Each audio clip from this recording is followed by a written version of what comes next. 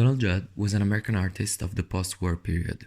He is perhaps best known for the large-scale outdoor installations and wide spacious interiors he designed in Marfa, Texas. His work defined the field of what we now call minimalism. However, it is a label that the artist strongly rejected regarding his art. Here in the index, you can see the categories in which I divided the subject to organize the topic and explain it, and I hope that this will help you to orientate in the presentation. Donald Judd was born in Excelsior Springs, Missouri in 1928. He served the Army from 1946 to 1947 as an engineer. And in 1948, he began his studies at the College of William and Mary, later moving to Columbia University. At Columbia, he achieved a bachelor's degree in philosophy and worked towards a master in history of art. At this time, he also attended night classes at the Art Students League of New York. He supported himself by writing art criticism for major American art magazines between 1959 and 1965. In 1968, Judd bought a 5-story cast iron building serving as his New York residence and studio. In the early 70s, he started making trips to the very south of USA, where he would rent a house 1 year later, precisely in Texas. The artist will move as a full-time resident in Marfa, Texas in 1977. The years from the late 70s till the time of his death in 1994 are fruitful years of research and art production for the Chinati Foundation, the association he founded in 1979. In the late 40s, Donald Judd began to practice as a painter. His first solo exhibition of expressionist paintings opened in 1957. From the mid-50s to the 1961, as he explored the medium of the woodcut, Judd progressively moved from figurative to increasingly abstract imaginary. His artistic style soon moved away from illusory media and embraced constructions in which materiality was central to the work. Here, I created this timeline as a tool to help you locate the artist and his work in time. As he abandoned painting for sculpture in the early 60s, he wrote a manifesto-like essay called Specific Object in 1964. And in one of the first sentences of the text, he says, "The new three-dimensional work doesn't constitute a movement, school, or style. The common aspects are too general and too little common to define a movement. The differences are greater than the similarities." We can see he was strongly rejecting the categorization made by the critics, and at the same time laying the foundation of his later approach in Marfa. By 1963, Judd had established an essential vocabulary of forms, stacks, boxes, and progressions, which preoccupied him for the next 30 years. The box was one of Judd's favorite forms, because he felt it was neutral and had no symbolic meaning. Most of his output was in freestanding specific objects that used simple, often repeated forms to explore space and the use of space. Humble materials such as metals, industrial plywood, concrete, and plexiglass became staples of his career. Judd's first floor box structure was made in 1964, and his first floor box using plexiglass followed 1 year later. His sculptures and installations, constructed out of industrial materials such as plexiglass, concrete, and steel, and arranged in a precise geometric schemes, were intended to research autonomy and clarity for the constructed object and the space created by it, emphasizing the purity of the objects themselves rather than any symbolic meaning they might have. The simple expression of the complex thought, he said. His particular interest in architecture led him to design both the sculptures and the spaces in which they would be contained, influencing a generation of artists and designers from Anish Kapoor to David Batchelor. Now let's talk a little about the work by Donald Judd. Although it's hung on the wall like a painting, Untitled Stack projects nearly 1 meter from the wall and climbs like a rung of a ladder from floor to ceiling. It's made of galvanized iron boxes, all identical and all of equal importance. The space around the boxes is also important. The sides are covered with commercially available green lacquer paint, typically used to customize Harley-Davidson motorcycles. The tops and the bottoms are bare metal. Each of the 12 boxes is 9 inches high, and they are spaced 9 inches apart. Depending on the height of the ceiling where Untitled is displayed, the number of units may be reduced to maintain proper spacing between them. This flexibility reflects the importance of the whole work of art over its individual parts. Donald Judd ignored traditional craft skills in favor of an overriding system or idea. He wanted his work to suggest an industrial production line. In fact, Judd had his works made in factory in order to obtain a perfect finish without having to rework the material. In 1968, Judd bought a 5-story building in 101 Spring Street, New York, that allowed him to start placing his work in a more permanent manner than was possible in gallery or museum shows. The building, designed by Nicholas White and constructed in 1870, is the only intact single-use cast iron building remaining in Soho.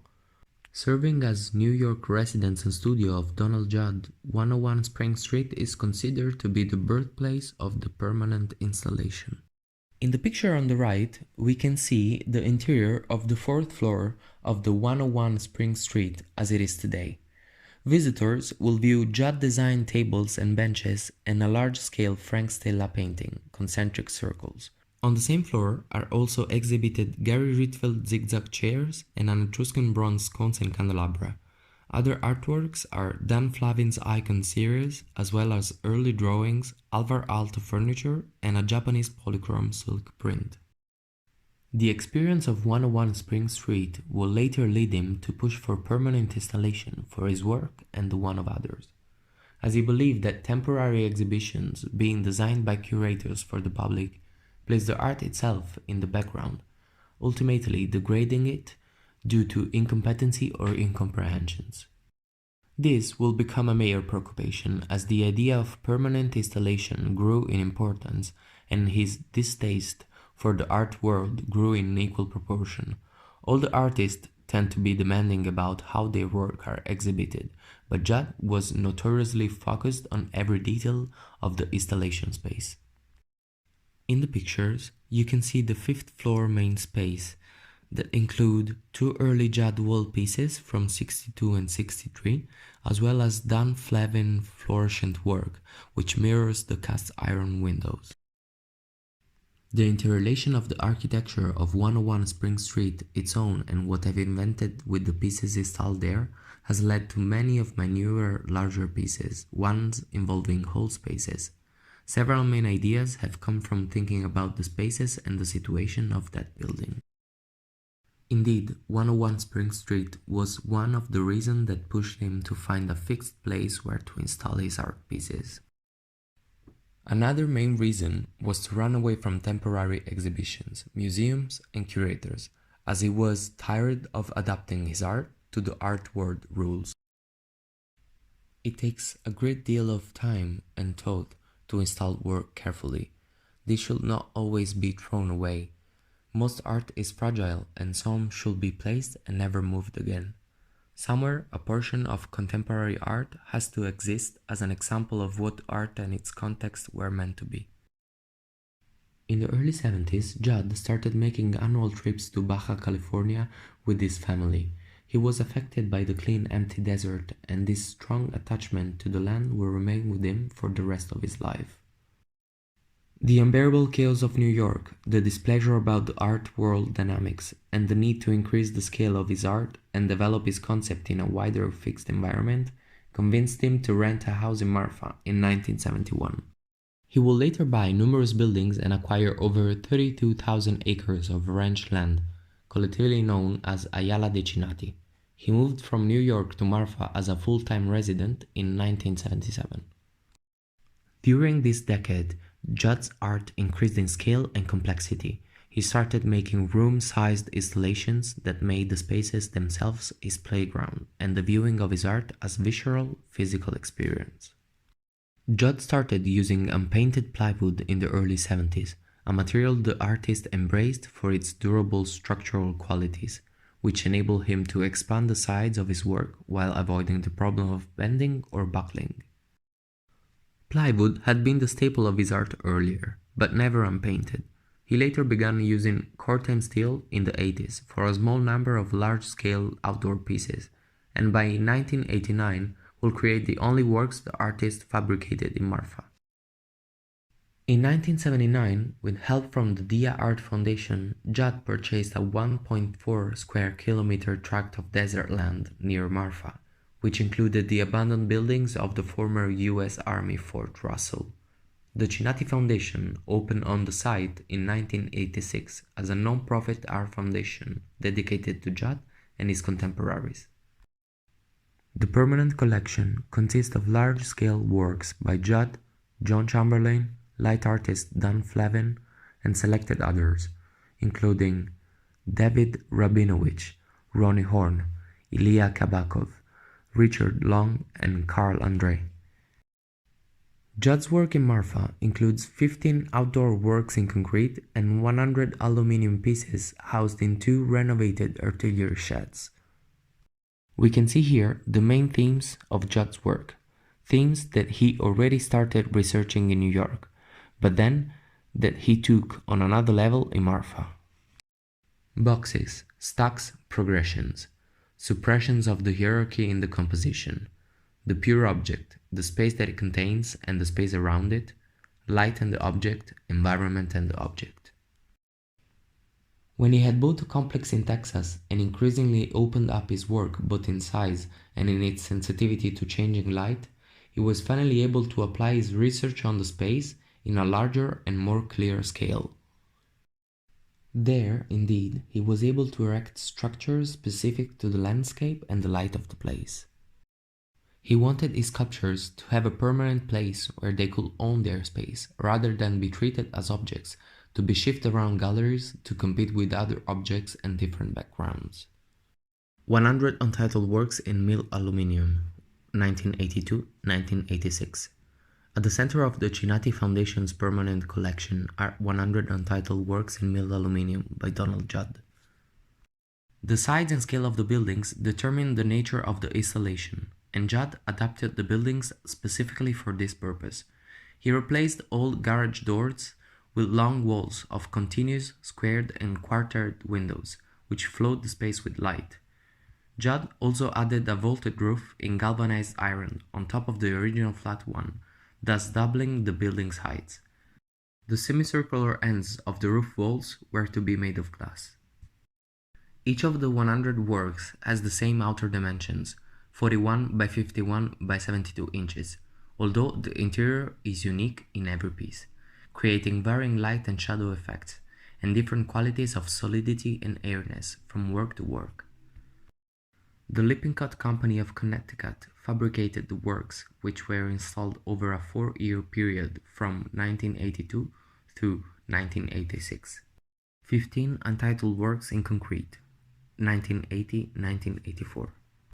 The 15 concrete works by Donald Judd that run along the border of Chinati's property were the first works to be installed at the museum, and were cast and assembled on the site over a 4-year period, from 1980 to 1984.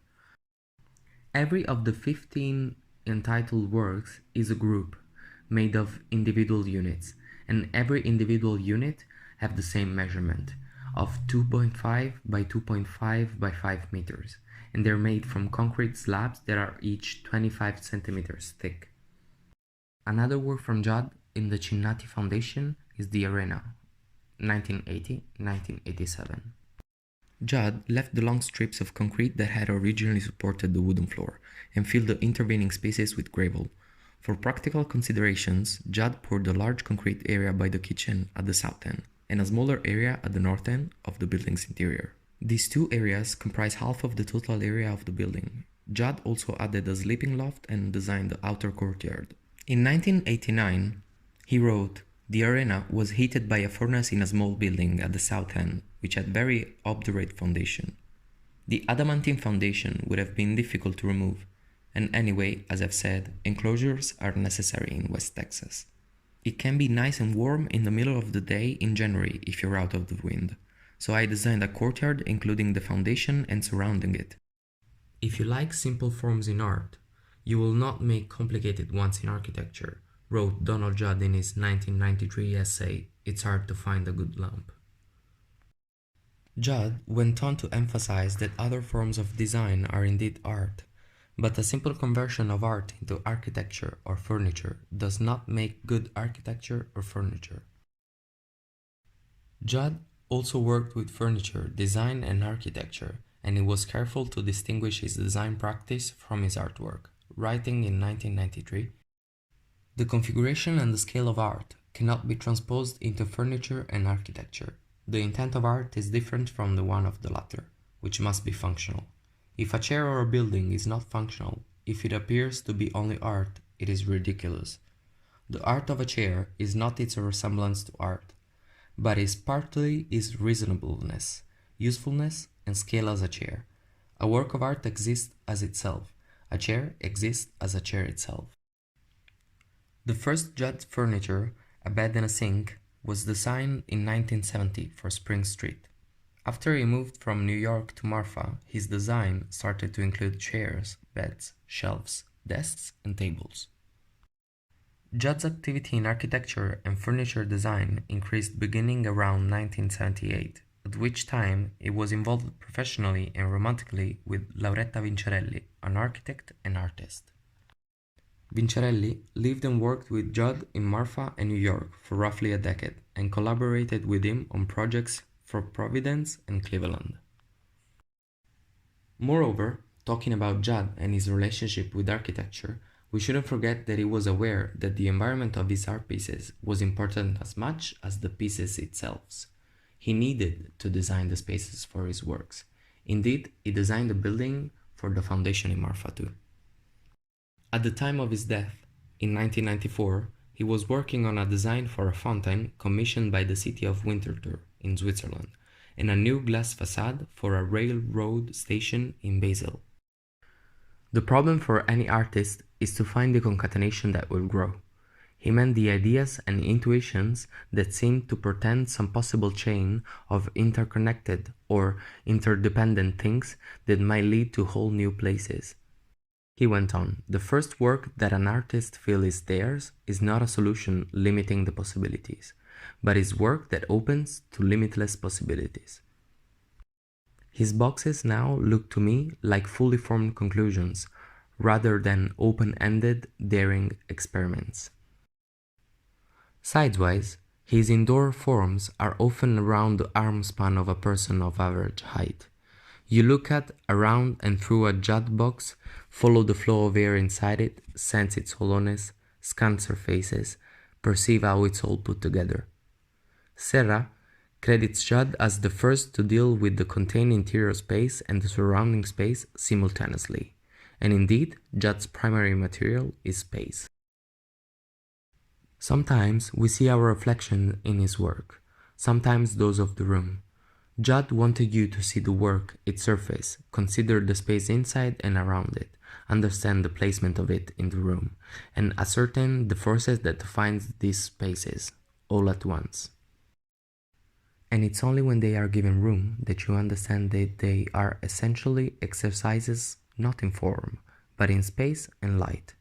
Like Giacometti, Judd was fascinated by the space around an object, and what the work did to create space by occupying it.